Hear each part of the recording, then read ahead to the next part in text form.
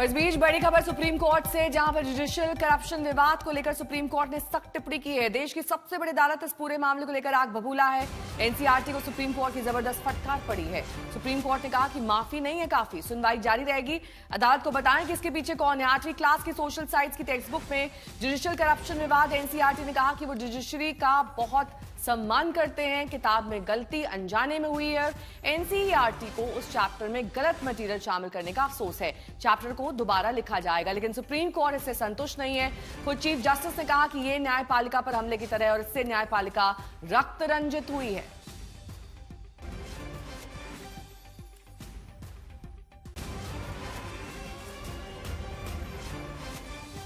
Supreme court ने शिक्षा सचिव को नोटिस जारी करके जवाब मांगा है। यही वो चैप्टर है हम आपको दिखा रहे हैं जिसमें जुडिशियल करप्शन की बात कही गई है। संजय शर्मा हमारे साथ, हमारे सहयोगी इस वक्त जुड़ चुके हैं और डिटेल के साथ। संजय, जरा विस्तार से बताइए कोर्ट ने क्या क्या टिप्पणी की है। कोर्ट ने इस मामले में सबसे बड़ी टिप्पणी ये की है कि जो कार्य किया गया है वो बहुत ही सोची समझी साजिश के तहत किया गया है। न्यायपालिका को बदनाम करने के लिए, छवि धूमिल करने के लिए किया गया। ये सिर्फ छात्रों को पढ़ाने की बात नहीं, इससे पेरेंट्स और शिक्षकों पर भी असर पड़ेगा और लोगों के मन में ये बात, एक तरफा बात बैठाई जा रही है। सिर्फ कारण बताओ नोटिस इसके लिए काफी नहीं है। क्यों ना ऐसे लोगों के खिलाफ, जो लोग इसके लिए जिम्मेदार हैं, उनके खिलाफ कोर्ट की अवमानना का मामला चलाया जाए। और कोर्ट ने यह भी कहा कि ये सारी चीजें, बाजार में किताबें आए, ये सब एक सोची समझी साजिश के तहत था। सरकार पूरी तरह से बचाव के मूड में दिखी। सरकार ने साफ कहा कि ये सारी चीजें अनजाने में हुई है, गलती से हुई है और ऐसी कोई मंशा नहीं थी। कोर्ट ने अपने आदेश में लिखवाया है कि संविधान बनाने वाले इतने विद्वान और दूरदर्शी थे, उन्होंने सभी कार्यपालिका, विधायिका और न्यायपालिका के अलग अलग दायरे बनाए, अधिकार क्षेत्र बनाए, ताकि सभी एक दूसरे का सम्मान करते हुए देश में लोकतंत्र की प्रतिष्ठा कर सके। लेकिन सरकार ने जिस तरह से एनसीईआरटी ने किया है, ये कृत्य बहुत ही शर्मनाक है और इससे न्यायपालिका रक्तरंजित हुई है। साथ ही सरकार पर हमला करने के लिए सीनियर एडवोकेट विकास सिंह थे याचिकाकर्ताओं की तरफ से, और कपिल सिब्बल, अभिषेक मनु सिंघवी, इन सारे लोगों ने इस पूरी प्रक्रिया की खामियां बताई और ये बताया कि ये सरकार गलत कह रही है, एनसीईआरटी गलत कह रही है कि 32 किताबें आई। उन्होंने कहा कि ये सारे पीडीएफ फॉर्म में उपलब्ध हैं और जब पब्लिक डोमेन में चली गई चीजें, जनता को आपने संदेश दे दिया, बता दिया, फिर किताबें वापस लेने का मतलब नहीं है। और ये गंभीर मामला है। इसमें जिस तरह की अगंभीरता दिखाई गई है, जिस तरह से उथलापन और हल्की सोच दिखाई गई है, वो अपने आप में बहुत सारी कहानियां कहती है। और कोर्ट ने कहा कि चाहे कोई भी हो, हम उसको किसी भी लोकतंत्र के में, प्रशासन के किसी भी अंग की छवि धूमिल नहीं करने देंगे और इसकी इजाजत किसी को नहीं दी जा सकती है। हालांकि सॉलिसिटर जनरल तुषार मेहता ने कहा कि जो टीचर, जो किताब लिखने वाले लोग हैं, वो इसके लिए जिम्मेदार हैं।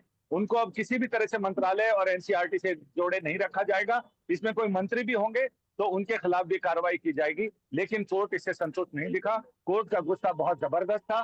कोर्ट ने इस पर अपनी चिंता और नाराजगी सब कुछ दिखाई और एक विस्तृत आदेश में कोर्ट ने बहुत सारी चीजें बोली हैं।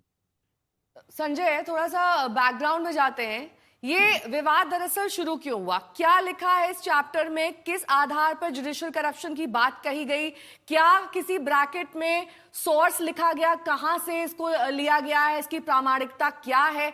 इस तरीके से आप सुप्रीम कोर्ट को अगर नाराज कर रहे हैं, जाहिर तौर पर मामला बेहद गंभीर है। क्या है आपके वो सोर्सेज जिस आधार पर चैप्टर लिखा गया? बात सिर्फ सुप्रीम कोर्ट की नहीं है, बात पूरी न्यायपालिका की है, जिसमें यह कहा गया कि न्यायपालिका में कई जगह, कई स्तर पर भ्रष्टाचार हैं।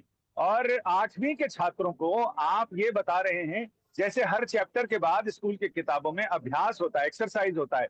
एक्सरसाइज में ये लिखा है कि बच्चे इस पर चर्चा करें कि सुप्रीम कोर्ट ने आईटी एक्ट की कुछ धाराओं को क्यों निरस्त किया है, उसके पीछे क्या वजह है, और इलेक्टोरल बॉन्ड्स, उसको लेकर सुप्रीम कोर्ट ने निरस्त किया, उस फैसले के पीछे क्या वजह हो सकती है। इस पर भाई, जिन लोगों को वोटिंग का अधिकार नहीं मिला है, जो वोटिंग नहीं जान रहे हैं, उनको आप ऐसी गंभीर चीजों पर बात करने के लिए कह रहे हैं। हमने कई सुप्रीम कोर्ट के में जो एडवोकेट्स हैं उनसे इस पर बात की। उन्होंने कहा कि भ्रष्टाचार क्या सिर्फ न्यायपालिका में ही है जिसके बारे में सरकार पढ़ाना चाहती है, बाकी और विषय नहीं है। इसके अलावा इसमें यह कहा गया कि पेंडेंसी बहुत ज्यादा है और निचली अदालतों में इतने करोड़ मामले पेंडिंग है, हाई कोर्ट्स में इतने हैं, सुप्रीम कोर्ट में इतने हैं।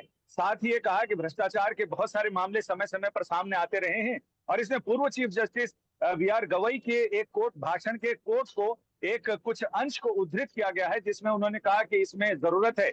इस पर भी सुप्रीम कोर्ट में चीफ जस्टिस ने आदेश लिखाते हुए कहा कि सुप्रीम कोर्ट के एक पूर्व चीफ जस्टिस के कोर्ट का आधा अधूरा हिस्सा इसमें डाला गया है, जो सरकार ये बताना चाहती है कि हाँ, जुडिशरी भी मान रही है कि उनके अंदर भ्रष्टाचार है, और जिस पर कोर्ट ने कहा कि आपको तमाम चीजों को एक संतुलित ढंग से बताना चाहिए।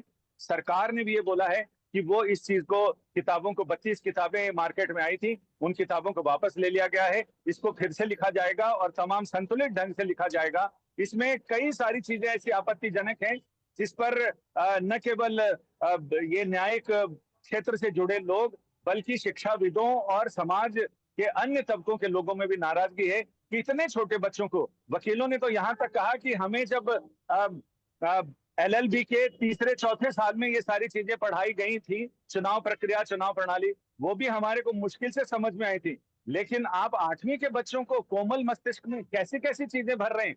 कोर्ट ने इस पर नाराजगी जताई कि आप न्यायपालिका को निशाने पर ले रहे हैं, आपने न्यायपालिका पर गोलीबारी की है और अब जुडिशरी का खून बह रहा है, judiciary is bleeding badly. Court ने इन शब्दों का इस्तेमाल किया, यानी न्यायपालिका रक्त रंजित है। तो कोर्ट ने इसको बहुत ही गंभीरता से और बहुत ही असंतोष के साथ लिया है। कोर्ट ने अपना क्षोभ जताया है, नाराजगी जताई है और सरकार से को आगाह किया है। इसके साथ ही कोर्ट ने कहा कि इस मामले पर सुनवाई जारी रहेगी, क्योंकि ये इतना हल्का मामला नहीं है कि एक आदेश करने के बाद छोड़ दिया जाए। लेकिन संजय, अब सवाल तो बहुत सारे हैं, क्योंकि कोर्ट की तरफ से पूछा गया कि नियत क्या रही, क्यों किया, ये भी जानना कोर्ट के लिए जरूरी है, क्योंकि इतना आसान नहीं है ना कि कोई किताब तो ऐसे सिंपल किताब तो नहीं छप रही है कि लेखक की अपनी उसमें भावना है, उसने लिख दी। आप एनसीईआरटी की किताब छाप रहे हैं, आप वो सारा एक प्रोसेस होगा, उस प्रोसेस के थ्रू वो किताब मार्केट में आ रही होगी। उसमें अगर आप ये कहते हैं कि एक गलती हो गई, गलती से लिख गया, तो कोर्ट यानी इसको कह भी रही है कि इसके पीछे मंशा क्या थी, पहले ये स्पष्ट कीजिए, माफी से काम नहीं चलेगा। हाँ, इसमें जो चैप्टर है उसमें यह भी कहा गया कि अनुच्छेद 32 के तहत सुनवाई होती है और सुप्रीम कोर्ट के अधिकार है, लेकिन इसके बावजूद पेंडेंसी बहुत बढ़ती जा रही है। इसके ये भी कहा गया कि इसमें न्यायाधीशों की कमी और लंबित मामले जिसमें एडजर्नमेंट ले लिया जाता है, इन तमाम चीजों पर बात हुई है। लेकिन न्यायपालिका से जुड़े लोग जो न्यायिक ऑफिसर हैं, जो वकील हैं, सीनियर एडवोकेट्स हैं, उनसे हमारी बात हुई। उन्होंने कहा कि सरकार सबसे बड़ी लिटिगेंट है कोर्ट्स में, सरकार सबसे ज्यादा एडजर्नमेंट लेती है, सरकार टाइम पर जवाब फाइल नहीं करती है, सरकार हमेशा इस कोशिश में रहती है मामले को लटकाए रखा जाए और न्यायपालिका अपनी जो प्रक्रिया है उसके तहत सरकार को थोड़ी छूट देती है। लेकिन वही सरकार अब नई पीढ़ी के बच्चों को कच्चे दिमाग में ये बात भर रही है कि न्यायपालिका भ्रष्ट है। सुप्रीम कोर्ट ने इसको बहुत गंभीरता से लिया है और कोर्ट ने स्पष्ट कर दिया है कि इस तरह से चीजें नहीं चलेंगी। हम जिम्मेदारी तय करना चाहते हैं, हम किसी भी इंस्टीट्यूशन को एक तरफा बदनाम होने नहीं देंगे और लोकतंत्र में न्यायपालिका, कार्यपालिका और विधायिका सबकी अपनी अपनी गरिमा है। सब अपने क्षेत्र में रहते हुए एक दूसरे का सम्मान करते हुए काम करें तो प्रशासन में कोई दिक्कत नहीं होगी। ठीक है, बहुत बहुत शुक्रिया इस तमाम जानकारी